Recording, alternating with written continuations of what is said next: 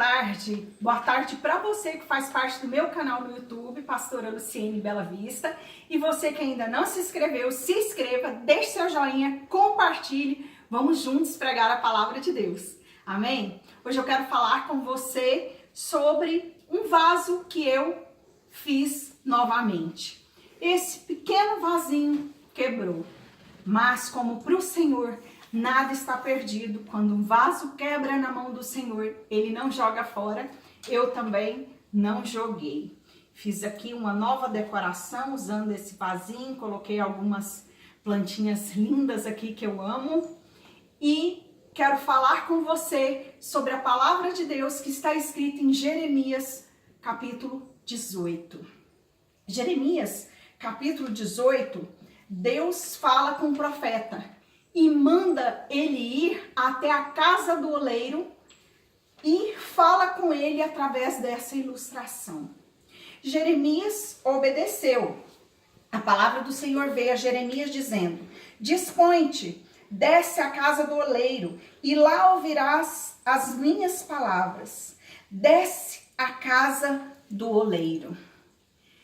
Desce significa que você precisa descer do seu pedestal, que você precisa se humilhar. Quando nós nos ajoelhamos, quando nós pomos o nariz no pó, nós descemos. Desce à casa do oleiro. Você precisa ir à casa do oleiro. O oleiro é Deus e a casa é a igreja do Senhor. Aqui nos mostra claramente que diz que lá ouvirás as minhas palavras. Você ouvirá a palavra do Senhor durante o canto, durante a pregação, durante a oração, ou seja, você ouvirá a palavra de Deus. Ele segue dizendo: desci à casa do oleiro, e eis que ele estava entregue à sua obra sobre as rodas. Às vezes a gente pensa que Deus não está fazendo em nossa vida, que Deus está vendo a gente sofrer, que Deus não se importa e que Deus não faz nada. Mas quando Jeremias chegou na casa do oleiro, ele viu que Deus estava trabalhando em sua roda. Como o vaso que o oleiro fazia de barro se lhe estragou na mão, tornou a fazer dele outro vaso. Deus se importa com você. Se você caiu, se você se quebrou, Deus não vai te jogar fora. Deus vai te fazer de novo. Amém? Mas como o oleiro faz um vaso? Olha que lindo. A primeira coisa que o oleiro tem que fazer é imaginar o vaso. Deus já imaginou como você seria antes mesmo de você nascer. Ele te planejou, ele te projetou exatamente do jeito que ele queria que você fosse. E isso faz com que você se torne único, raro, especial e que o seu preço se torne mais caro. Hoje existem indústrias de vaso e faz centenas, milhares de vasos, tudo aparelhadinho. E o preço é mais barato. Porque quando o oleiro faz um por um, isso faz dele raro, especial. E a segunda coisa, o oleiro precisa ir buscar o barro. O barro está no meio do lamaçal, ninguém quer ir lá.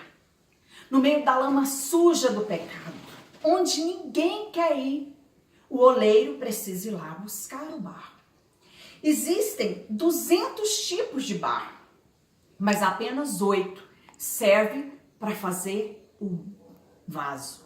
Se Deus te escolheu, é porque Ele viu que você é um barro bom e vai dar um vaso ótimo. Amém? A segunda coisa, Deus precisa, como oleiro, colocar esse barro numa fase que se chama curtir. Esse processo do curtimento do barro, o barro é separado para que toda a água suja do lamaçal do pecado saia dele. Neste momento a gente chora A gente se sente sozinho, a gente se sente abandonado. E o barro está num lugar onde ele vê o oleiro trabalhando nos outros vasos.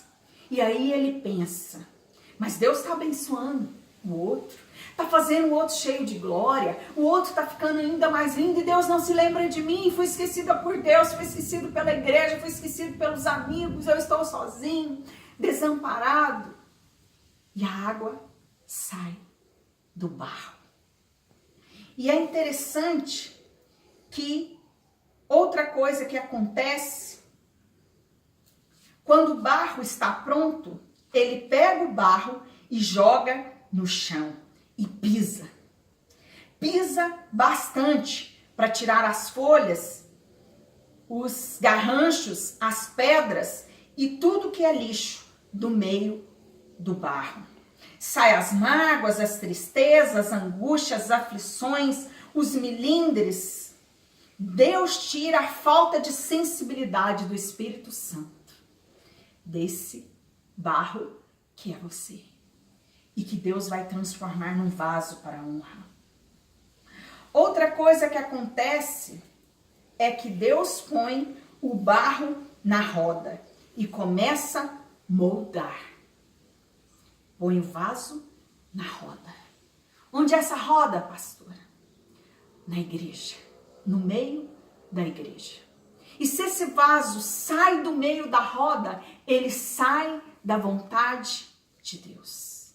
E sabe uma coisa que eu acho tremenda? É que o vaso começa a ser moldado de dentro para fora. Muita gente acha que tem que ser de fora para dentro. Eu não visto mais essa roupa, eu não isso, eu não aquilo, não calço esse sapato mais, não isso, não. Deus te toca por dentro.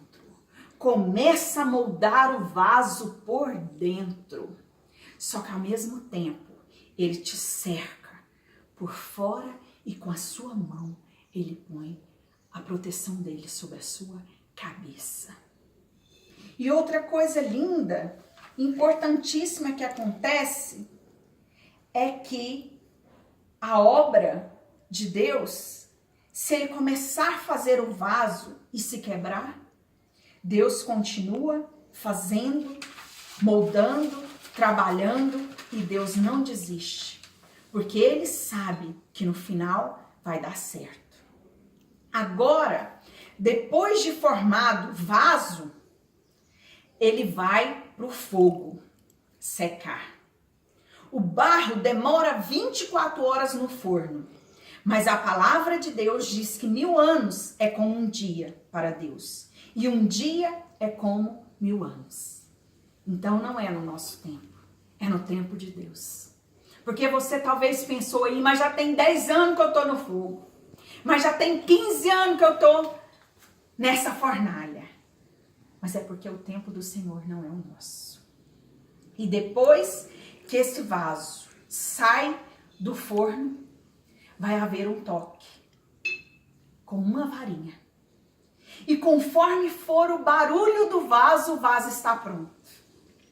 Cuidado com o barulho que sai de você quando o Senhor te toca. Porque não pode ser um vaso com um toque de desespero, com um toque de falta de fé, com um toque de murmuração. Tem que ser um toque de adoração. Porque para adorar o Senhor foi que você nasceu. Essa é a finalidade do vaso. Depois ele tira o vaso, bate na sua boca, vê que o vaso saiu a adoração. Agora sim, ele enche esse vaso do óleo santo, precioso, que é a presença dele, o Espírito Santo, o Senhor Jesus. Porque quando as pessoas chegarem perto de você, elas vão sentir esse aroma suave que sai desse óleo.